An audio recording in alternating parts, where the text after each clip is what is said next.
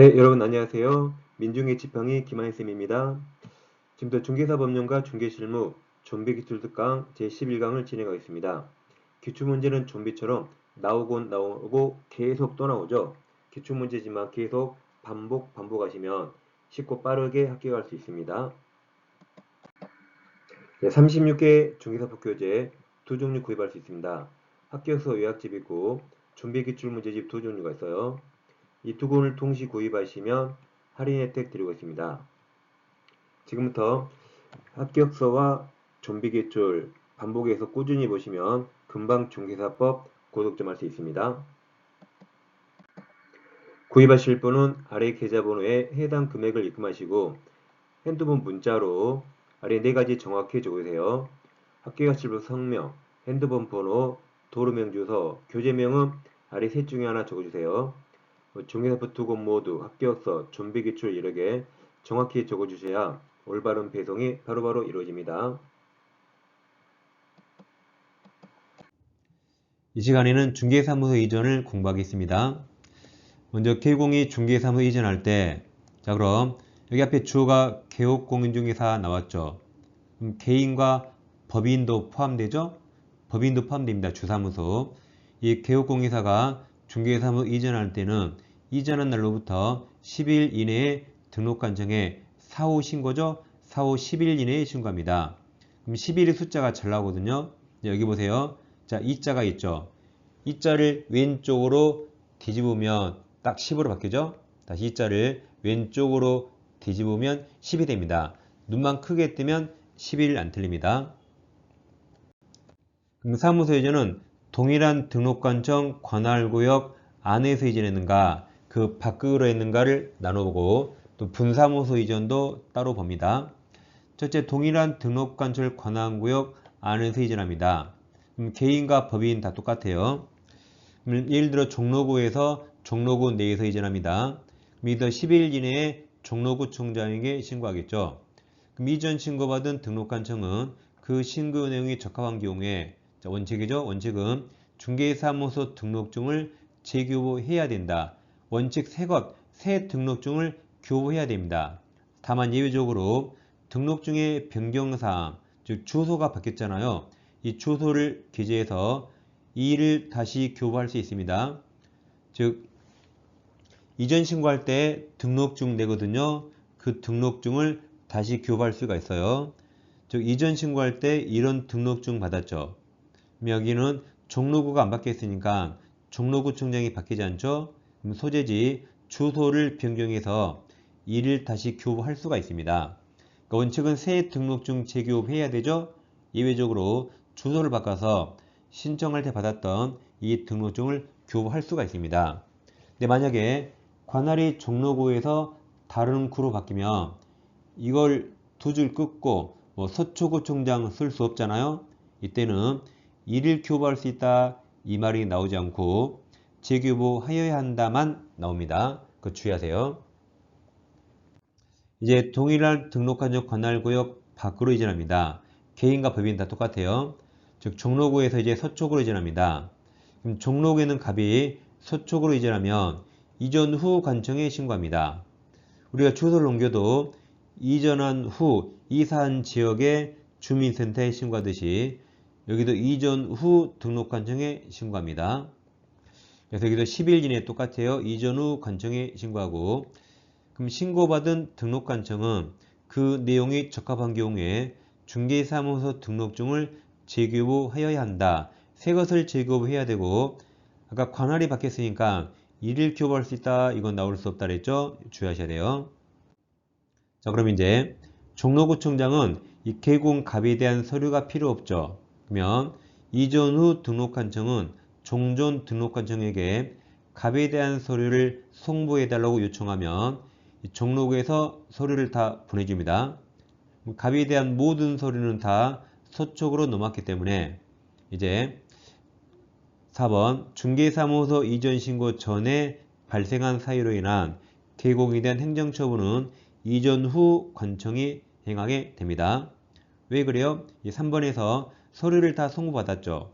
갑에 대한 모든 서류는 서초구에 있으니까 이전 신고 전에 발생한 사유이더라도 이제는 이전 후 등록한 정의 행정처분을 행하게 됩니다.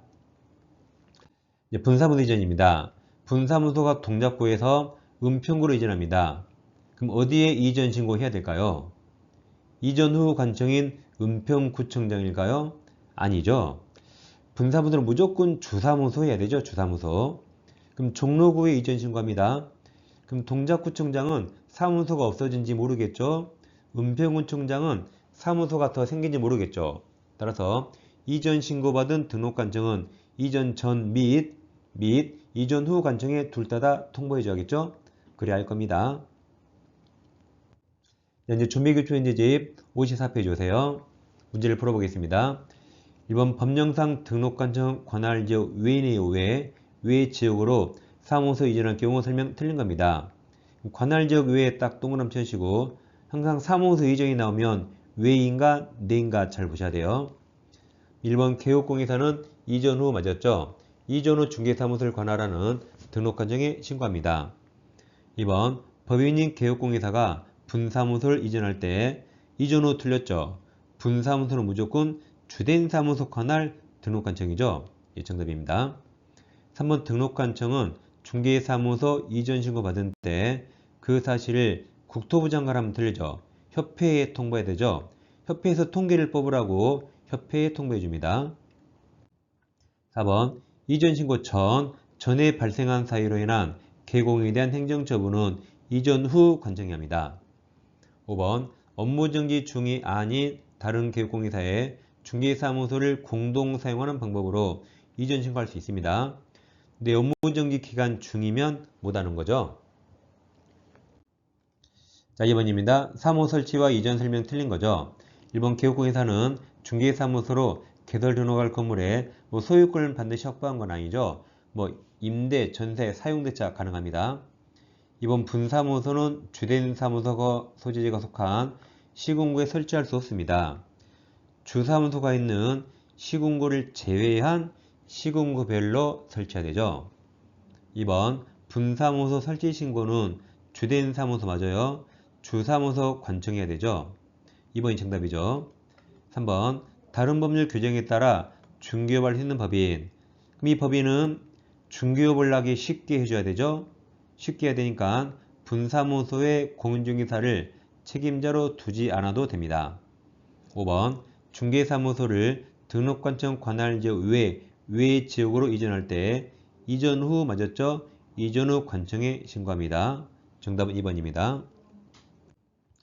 3번 사무소 이전 신고 틀린 거죠. 1번 11 맞아요. 이자를 왼쪽으로 뒤집으면 10이 되고 2번 분사무소 나오면 항상 주된 사무소 맞습니다. 3번 분사무소 이전 신고하려는 법인인 개업공예사는 다음 등록증이 아니죠. 분사무소는 등록증이 아니라 설치 신고 확인서를 첨부해야 되죠. 이게 정답입니다. 4번 분사무소 이전 신고받은 등록관청. 이게 주된 사무소 관청이죠. 그럼 지체 없이 이전 전 및 이전 후 맞았죠. 이전 후 시군구에 통보하는 거죠. 5번 중개사무소를 등록관청 관할지역 외내요 외의 지역으로 이전한 경우 그 이전 신고 전에 발생한 사유로 인한 개공에 대한 행정처분은 이전 후 관청해야죠. 답은 3번입니다.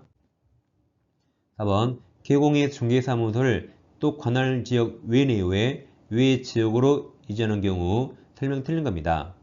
1번 이전 신고 전에 발생한 사유로 인한 행정처분은 이전 후죠. 이전 후에게 모든 서류가 있잖아요. 이게 정답입니다. 2번 다 11 맞아요. 3번 주된 사무소 이전 신고는 이전 후죠. 주사무소니까 이전 후. 분사무소는 주된 사무소에 신고하죠. 근데 주사무소 이전은 이전 후죠. 4번 주된 사무소 이전 신고서에는 중개사무소 등록증 첨부해야 되죠. 다음 건축물 대정에 기재된 건물에 중개사무소 확보한 경우 이를 증명하는 서류, 예를 들어 임대차 계약서 같은 거 다 첨부해야 되죠. 5번 분사무소 이전 신고받은 등록관청은 이전 전 및 이전 후 맞아요. 후 분사무소 소재지 관할 시군구에 지체 없이 통보해 줍니다. 답은 1번입니다. 5번 법인인 개공이 등록관청 관할구역 외의 지역으로 중개사무소나 분사무소 이전합니다. 옳은 겁니다. 1번 중개사무소 이전 신고받은 등록관청은 그 내용에 적합한 경우 그 다음 틀렸죠. 중개사무소 등록 중에 변경사항 기재에 틀렸죠. 관할지역 외이니까 여기처럼 새 등록 중 재규보 해야 되죠. 그 변경사항 기재에 틀렸습니다. 2번 건축물 대장에 기재되지 않은 건물에 중개사무소 확보했을 때 건축물 대장 기재가 지연되는 사유적은 서류 첨부해야 되죠. 3번 중개사무소 이전 신고하지 않은 경우 100만원 과태료 부과 대상입니다. 100만원 이하 과태료가 계좌식 문등기 휴강 예를 외웠어요. 2가 이전 신고죠. 그러니까 중개사법 이론 강의나 또 지금 기출 특강에도 제가 중개사법 암기사항 올려놨습니다. 그거 여러분 반복하셔서 꼭 보세요. 그리고 이 영상 제일 마지막에도 그 암기법으로 넘어가는 영상을 제가 올려드립니다. 꼭 체크하세요.